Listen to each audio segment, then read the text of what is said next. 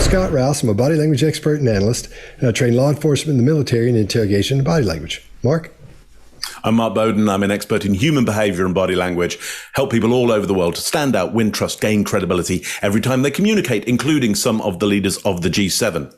Chase. Hey, I'm Chase Hughes. I did 20 years in the military, wrote the #1 best-selling book on influence, persuasion, and behavior profiling, and I train people in those things today. Greg? I'm Greg Hartley. I'm a former Army interrogator, interrogation instructor, resistance to interrogation instructor. I've written 10 books on body language and behavior, put together the #1 bodylanguagetactics.com course with Scott. I spend most of my time on Wall Street or corporate America. All right, today we're going to talk about Travis Scott and what happened at the concert that he was at, that he was performing at. And Greg, I think you found the video and have the details on this. Why don't you tell us about it? Yeah, and I think it's called...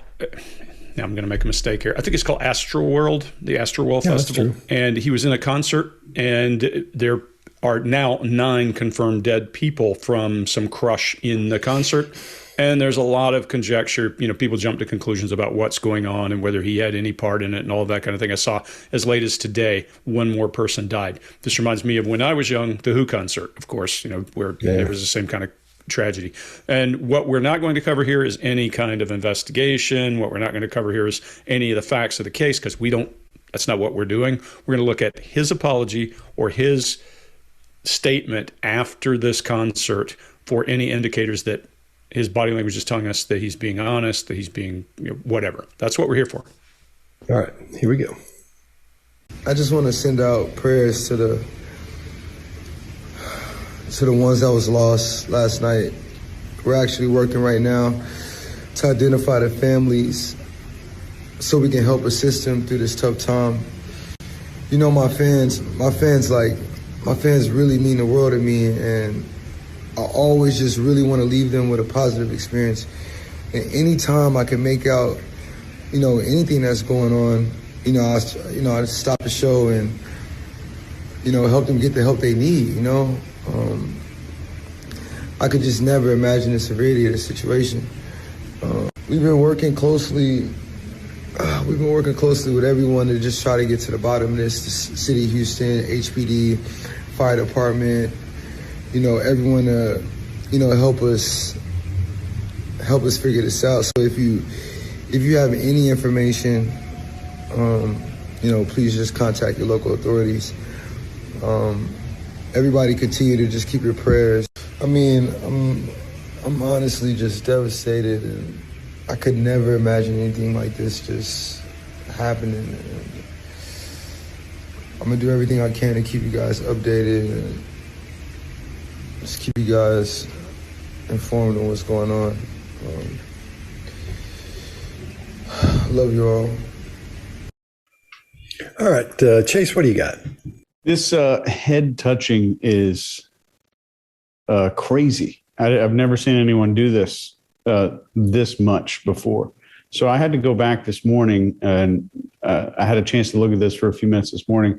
I watched several videos and interviews of him. This is not in his baseline. This forehead touching and all this is not in his baseline. I'll let you guys talk about what that means and what that could potentially mean for what we're doing here.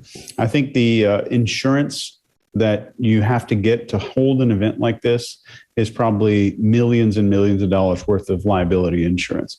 And I would assume that they likely told him not to apologize for anything that happened or to admit guilt for anything that happened. So if you're seeing that and thinking that there's some guilt here, I don't think that's what we're looking at.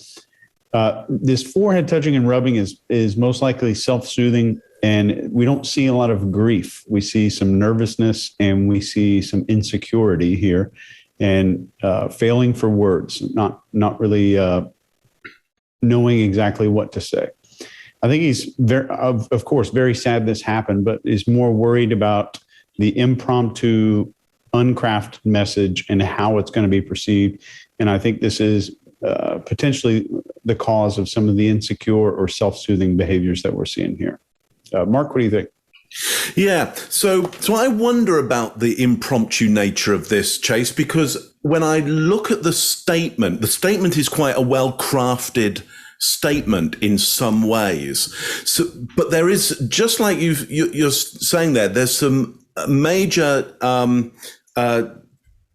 I guess, discontinuity between what I'm seeing in the body language and how well crafted that statement seems. Let me just fill that out a bit. So the statement is good, but the nonverbal as a generalization for me seems stressed and tired. And then when you put that alongside the control over the image here, in that he's got height dominance over the camera, and it's been, I expect, filtered in some way to be presented in black and white, rather than I would presume the color with which that phone, I'm going to assume it's on a phone. I'm going to assume this was loaded straight up to, I think, WhatsApp, though I don't know. There may have been some third parties in the way.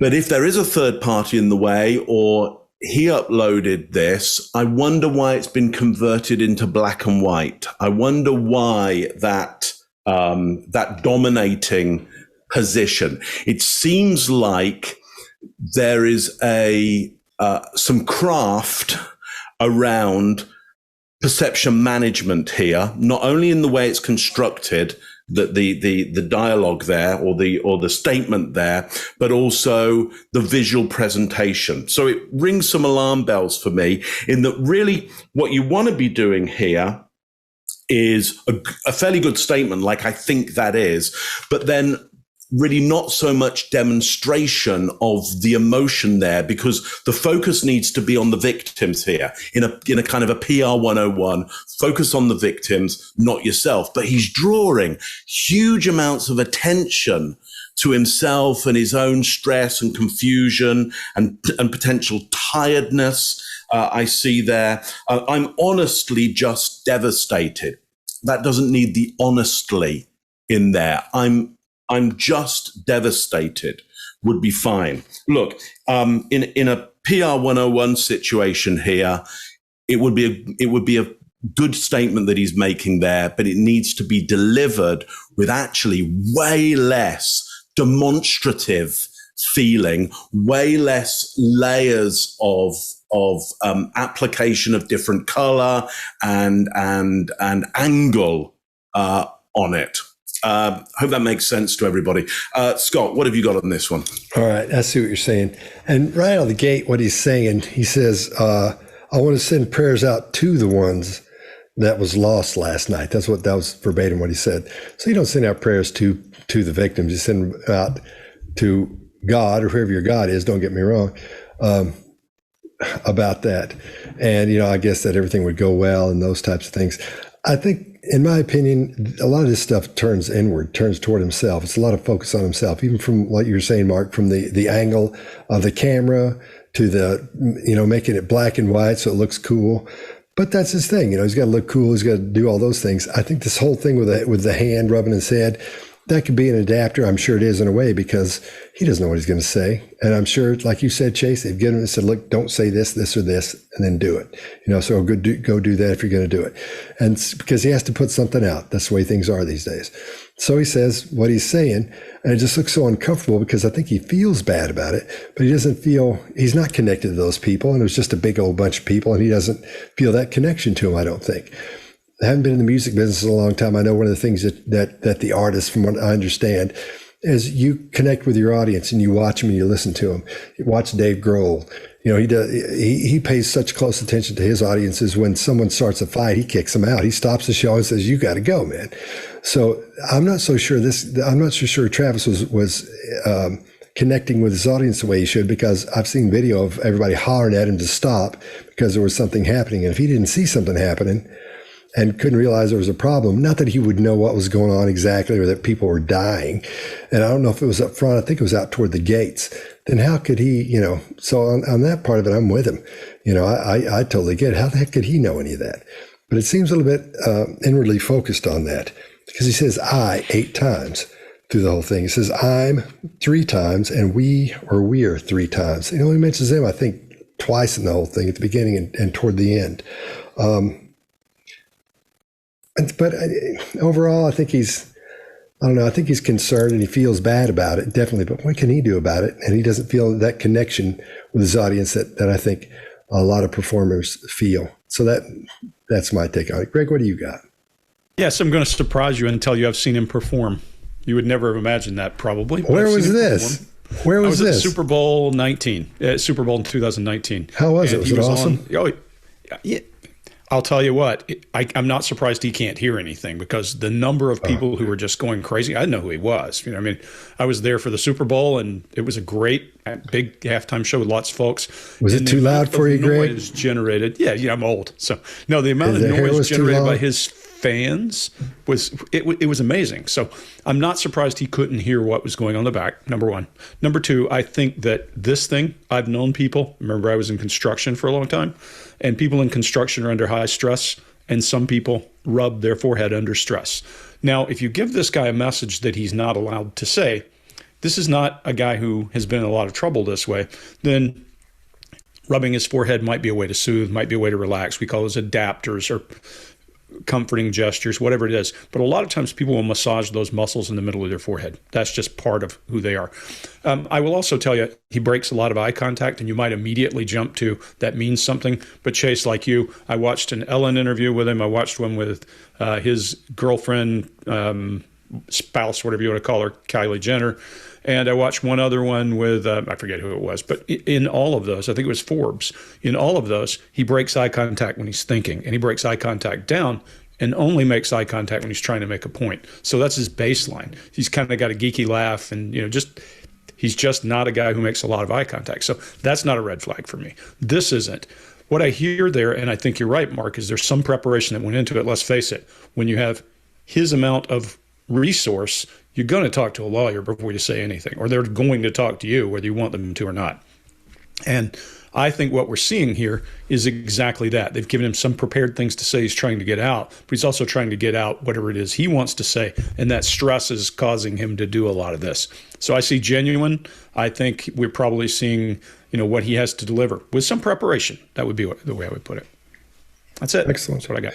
All right, well, let's run around the room and everybody very quickly give an overview of what you think's going on. We'll start with Mark, we'll go to Chase, and then Greg, and then I'll wind it up. Mark, what do you got?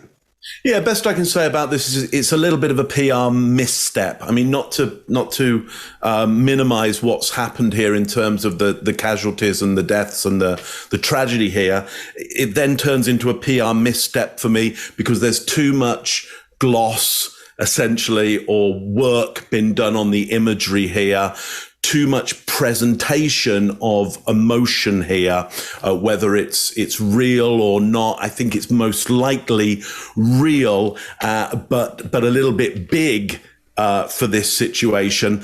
And I think he probably feels a little bit suppressed in that there are things he can say and things he can't say. And essentially, he's a lyricist. He's somebody who is known for saying stuff in a certain way. And here, he can't be a poet in this situation. He has to be a diplomat and a lawyer and hold his cards quite close. Chase, what are your thoughts? Yeah, really agree with that. If you look at him anywhere else, he's one of the musicians, rock stars, fill in the blank, whatever, that is used to performing actions that put him in the center of attention. Like the diamond teeth thing, the outfits that he wears, the way he behaves is, please, I need to be the center of attention in every room. And now he's got to make a video where he's not. And I think that was very difficult. The emotions, I think, are real, but I think it was very difficult for him to come forward and actually be a leader that is putting someone else before himself and not being the center of attention. I think the black and white video might have been an attempt to mute some of his flashiness there. Maybe the advice of somebody that is on his PR staff or something like that. Greg?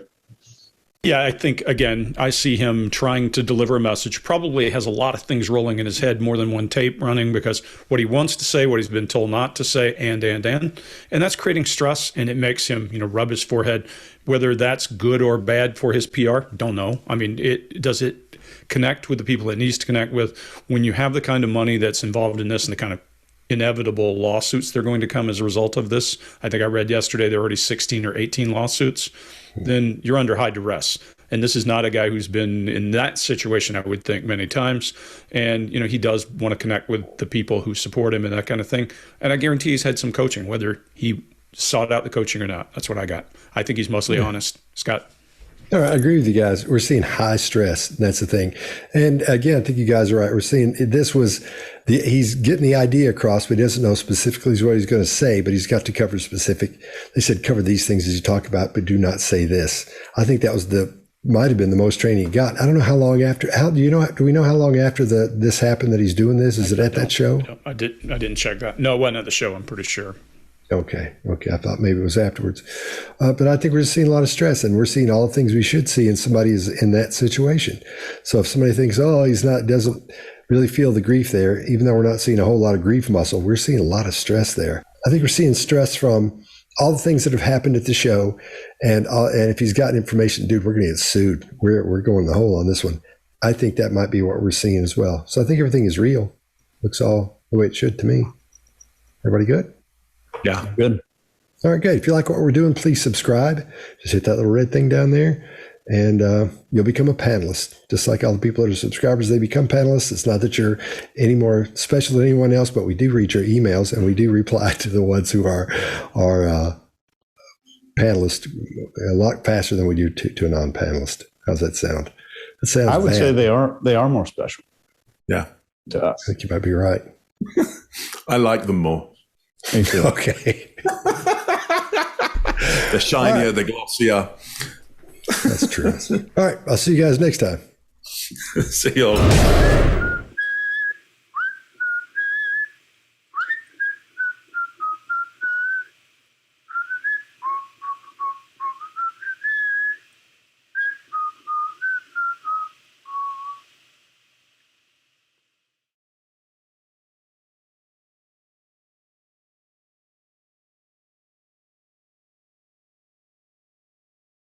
No van a ser, no, sincero.